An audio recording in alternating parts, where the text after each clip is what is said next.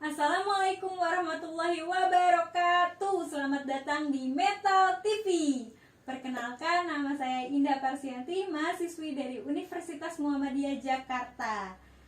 Dalam pembelajaran kali ini kita akan membahas materi aritmatika sosial. Nah, apa itu aritmatika sosial? Sebelum kita mempelajarinya lebih lanjut, kita mempelajari kompetensi dasar dan indikatornya terlebih dahulu. Ada poin 3.9, yaitu mengenal dan menganalisis berbagai situasi terkait aritmatika sosial, yaitu tentang penjualan, pembelian, potongan, keuntungan, kerugian, bunga tunggal, persentase, bruto, neto, dan taraf. Nah, indikator dari poin 3.9 yang pertama adalah mengamati fenomena atau aktivitas dalam kehidupan sehari-hari yang terkait dengan aritmatika sosial. Yang kedua adalah mengamati hubungan antara penjualan, pembelian, untung, dan rugi. Yang ketiga adalah menalar rumus menentukan bunga tunggal dan pajak. Yang keempat adalah menalar hubungan antara bruto, neto, dan taraf. Selanjutnya ada poin 4.9, yaitu menyelesaikan masalah yang berkaitan dengan aritmatika sosial, yaitu tentang penjualan, pembelian, potongan, keuntungan, kerugian, bunga tunggal, persentase, bruto, neto, dan taraf. Nah, indikator dari poin 4.9 adalah memecahkan masalah yang berkaitan dengan aritmatika sosial. Selanjutnya, apa itu materi aritmatika sosial?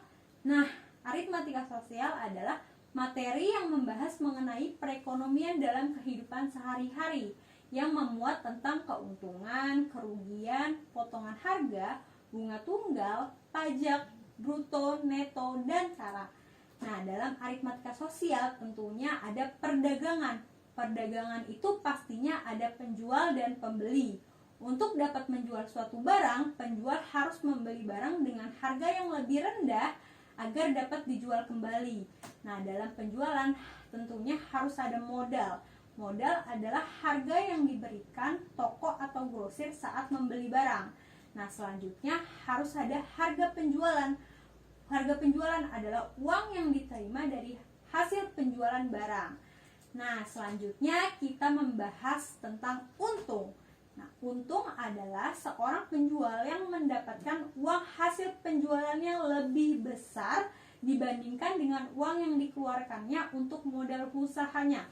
Nah, dalam menghitung untung dapat dihitung dengan rumus harga penjualan dikurang harga pembelian, dengan catatan harga jual harus lebih besar dibandingkan harga beli. Selanjutnya kita menghitung persentase untung. Tujuan mencari persentase untung adalah untuk dapat melihat keuntungan yang diperoleh berada pada tingkat yang wajar atau sebaliknya. Rumus dalam menghitung persentase untung adalah untung dibagi harga pembelian dikali 100%.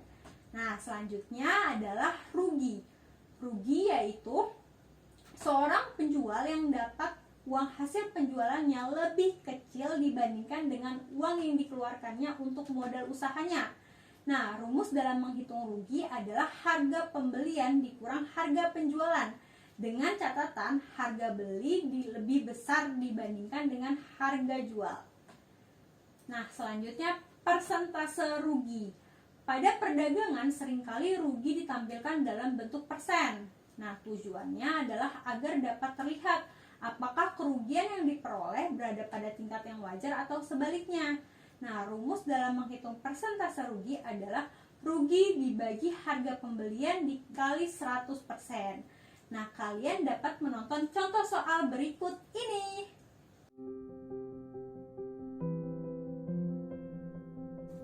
Pergi ke kebun mencari bambu. Itu bambunya dibikin pagar. Sini mampir Bapak Ibu, beli buahnya yang segar-segar.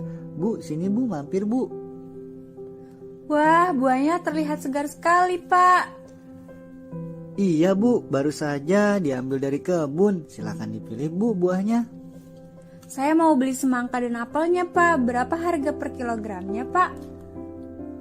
Semangka Rp15.000 per kilogram, apel Rp8.000 per kilogram. Mau beli berapa Bu?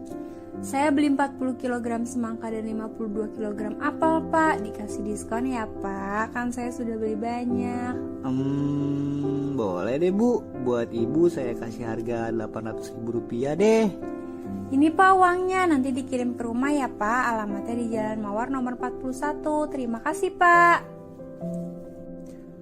Pak Asep membeli 40 kg semangka dengan harga Rp500.000 dan dijual dengan harga Rp15.000 per kilogramnya. Lalu Pak Asep juga membeli 52 kg apel dengan harga Rp312.000 dan dijual dengan harga Rp8.000 per kilogramnya. Jika Pak Asep menjual dengan harga normal, berapakah keuntungan yang diperoleh Pak Asep? Untung, rumus untung, harga jual dikurang harga beli. Keuntungan semangka 40 kg dikali Rp15.000 per kilogramnya sama dengan Rp600.000 dikurang Rp500.000 harga beli semangka sama dengan Rp100.000 keuntungan semangka. Keuntungan apel 52 kg dikali Rp8.000 per kilogramnya sama dengan Rp416.000 dikurang Rp312.000 harga beli apel. Untung apel sama dengan Rp104.000. Total keuntungan jika penjualan dengan harga normal yaitu Rp100.000 ditambah Rp104.000 sama dengan Rp204.000. Apakah Pak Asep mengalami kerugian dari penjualan tersebut? Rugi. Rumus menghitung rugi yaitu harga beli dikurang harga jual. Kerugian Pak Asep sama dengan Rp500.000 ditambah Rp312.000 sama dengan Rp812.000 dikurang Rp800.000 sama dengan Rp12.000. Jadi Pak Asep mengalami kerugian sebesar Rp12.000. Nah, itu dia contoh soal tentang keuntungan dan kerugian. Gimana tadi? Apakah kalian sudah memahaminya? Selanjutnya kita akan membahas materi tentang diskon. Apa itu diskon? Diskon merupakan potongan harga yang diberikan penjual terhadap suatu barang yang dijualnya kepada pembeli. Tujuannya agar mendapatkan ketertarikan dari pembeli untuk membeli atau berbelanja di tokonya. Nah, dalam menghitung diskon dapat dihitung dengan rumus A dibagi 100 dikali harga sebelum diskon, dengan A adalah nilai diskon suatu barang dalam bentuk persen. Selanjutnya kita akan mempelajari pajak. Pajak merupakan besaran nilai suatu barang atau jasa yang wajib dibayarkan oleh masyarakat kepada pemerintah.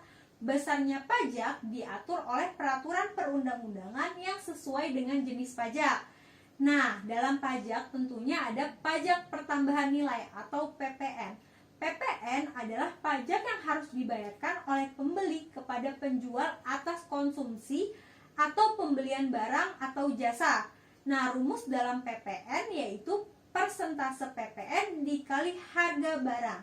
Nah, kalian dapat menonton contoh soal diskon dan pajak berikut ini.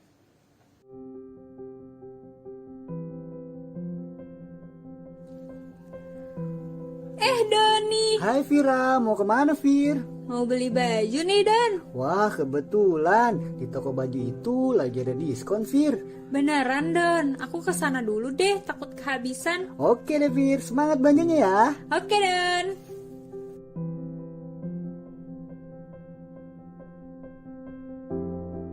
Selamat datang kakak, ada yang bisa dibantu? Saya mau beli baju yang ini, Mas. Berapa ya harganya? Harga bajunya Rp300.000 kak, belum termasuk diskon 50% dan PPN 10% kak. Setelah dikurangi diskon 50% dan ditambah PPN 10%, maka harga bajunya jadi Rp165.000 kak. Oke deh, Mas. Ini uangnya, Mas.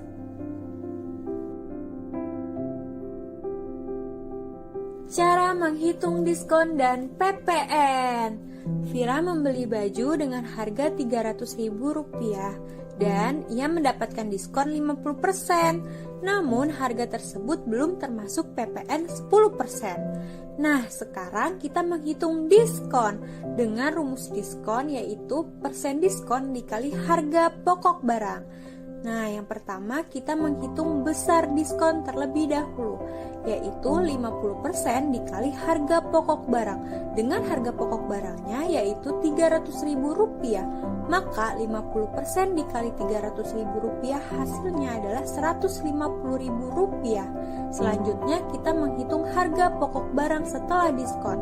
Harga pokok barang setelah diskon adalah Rp300.000 dikurang besar diskon.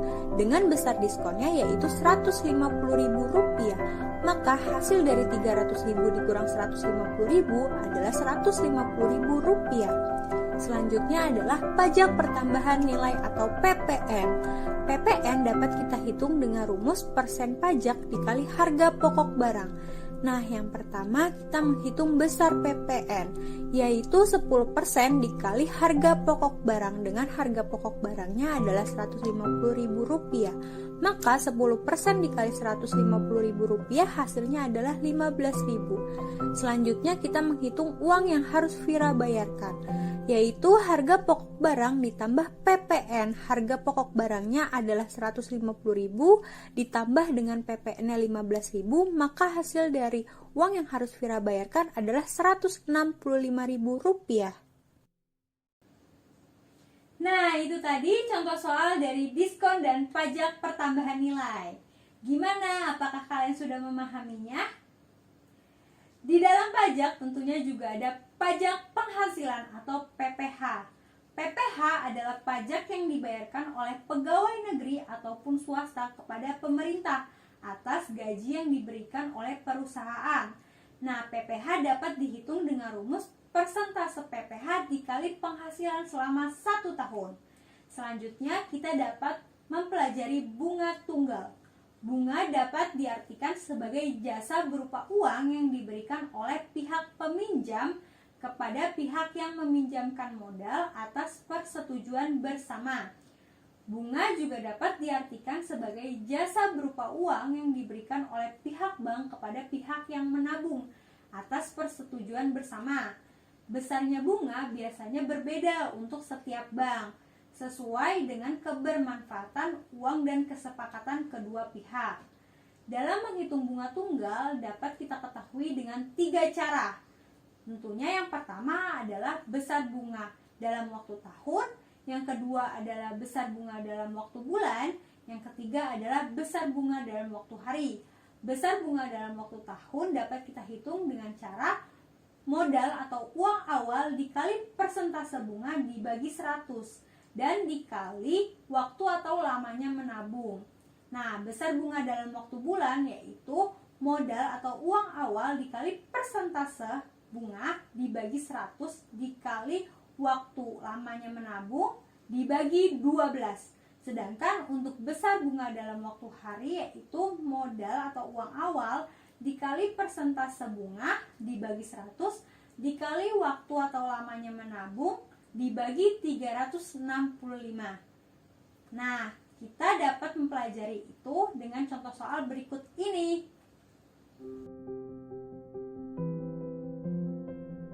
Yeay, aku gajian.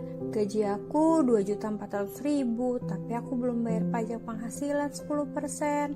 Sisa berapa ya gaji aku setelah bayar pajak? Nah, sekarang kita menghitung pajak penghasilan atau PPH.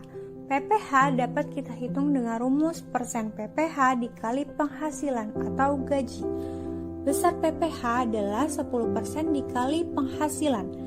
Penghasilannya yaitu 2.400.000, maka besar PPH-nya adalah 240.000. Sisa gaji. Sisa gaji dapat kita hitung dengan rumus penghasilan dikurang PPH. Penghasilannya adalah 2.400.000, sedangkan PPH-nya adalah 240.000. Maka sisa gajinya adalah 2.160.000. Sisa gaji aku 2.160.000. Aku mau nabung di bank itu.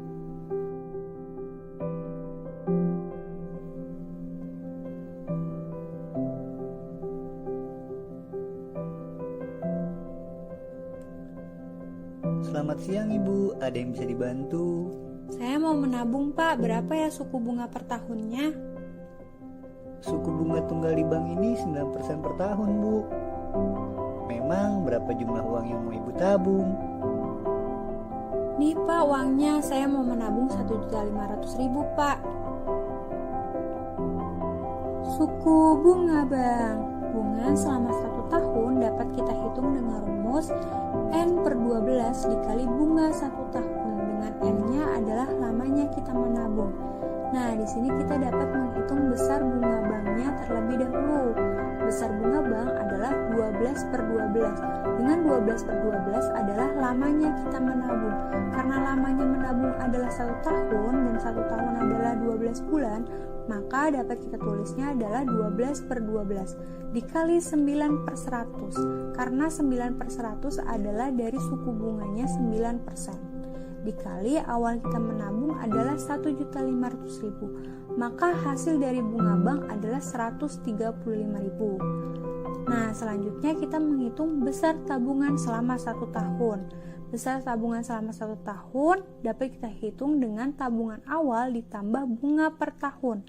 Tabungan awalnya adalah 1.500.000 ditambah bunga per tahunnya adalah 135.000, maka besar tabungan selama 1 tahun adalah Rp1.635.000. Nah, itu tadi contoh soal dari pajak penghasilan dan bunga tunggal. Semoga kalian memahaminya. Selanjutnya kita akan mempelajari materi tentang bruto, neto, dan tara. Apa itu bruto? Bruto merupakan berat keseluruhan atau berat kotor yang memuat antara kemasan dan isi. Rumus dalam menghitung bruto adalah neto ditambah dengan tara. Nah, neto merupakan berat isi atau yang biasa disebut dengan berat bersih. Rumus dalam menghitung neto adalah bruto dikurang tara. Selanjutnya, tara merupakan berat dari suatu kemasannya saja. Tara dapat dihitung dengan rumus bruto dikurang dengan neto. Nah, kalian dapat lebih memahami dengan melihat contoh soal berikut ini.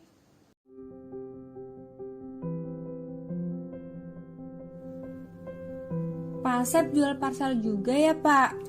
Iya, sisa 1 nih. Nanti dikasih murah deh kalau ibu mau beli parcelnya. Mau sih Pak, tapi besar banget ya parcelnya. Beratnya berapa kilogram itu Pak? Berat parcel seluruhnya 10 kg Bu. Sedangkan untuk keranjang dan plastiknya saja 20% dari berat keseluruhan. Kira-kira berapa ya berat untuk buahnya saja? Nah, sekarang kita menghitung berat buahnya saja. Berat parcel seluruhnya adalah 10 kg, sedangkan berat untuk keranjang dan plastiknya adalah 20% dari berat parcel secara keseluruhan. Berapakah berat untuk isi atau buahnya saja? Nah, kita dapat menghitung bruto, tara, dan neto. Bruto atau berat secara keseluruhannya adalah 10 kg. Sedangkan tara atau kemasannya adalah 20% dikali berat keseluruhannya. Maka 20% dikali berat keseluruhannya adalah 10 kg, maka hasil taranya adalah 2 kg. Sedangkan neto atau kemasannya adalah bruto dikurang tara. Bruto atau berat keseluruhannya adalah 10 kg dikurang tara berat kemasannya adalah 2 kg, maka hasil dari netonya adalah 8 kg. Nah, itu tadi contoh soal dari bruto, neto, dan tara. Gimana? Apakah kalian sudah memahaminya? Kita telah mempelajari materi aritmatika sosial secara keseluruhan. Nah, untuk dapat lebih memahaminya, kalian dapat mengerjakan latihan soal dari video animasi berikut ini. Selamat mengerjakan!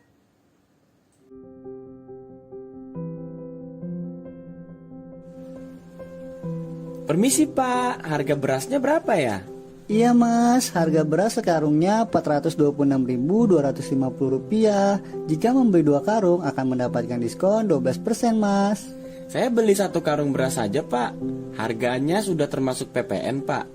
Sudah Mas, harganya sudah termasuk PPN 10%. Oke deh Pak, ini uangnya ya Pak. Tolong diantar berasnya ke rumah hijau di depan kelurahan ya Pak. Siap Mas, nanti diantar berasnya ke rumah ya Mas. Pak, saya mau beli berasnya 2 karung Pak. Ibu Ani, kebetulan Bu, kalau Ibu membeli 2 karung dapat diskon 12% nih Bu. Beneran nih Pak? Ya udah ini uangnya Pak. Beneran Bu, mau sekalian diantar berasnya Bu? Boleh Pak Joko, saya tunggu di rumah ya Pak. Terima kasih Pak. Sama-sama Ibu. Alhamdulillah laris manis daganganku. Penghasilanku bulan ini 12 juta rupiah. Tapi aku belum bayar pajak penghasilan 2,5%. Besok aku bayar pajak deh. Setelah membayar pajak, aku mau menabung di bank. Suku bunga banknya 5% per tahun. Aku mau menabung 5 juta rupiah deh. Sisanya bisa aku pakai untuk modal daganganku lagi. Setelah kalian menonton video tersebut, kalian dapat mengerjakan latihan soal berikut ini. Jika Pak Joko membeli beras dengan harga Rp350.000, jawablah soal-soal berikut ini. Nomor 1. Berapa keuntungan yang diperoleh Pak Joko setelah menjual 1 karung beras tersebut? Nomor 2. Berapakah harga jual sekarung beras jika tidak termasuk PPN? Nomor 3. Berapakah uang yang harus dibayarkan Ibu Ani? Nomor 4. Berapakah besar pajak penghasilan Pak Joko? Nomor 5. Berapakah uang Pak Joko jika Pak Joko menabung selama 8 bulan? Nomor 6. Berapakah berat kemasan beras tersebut?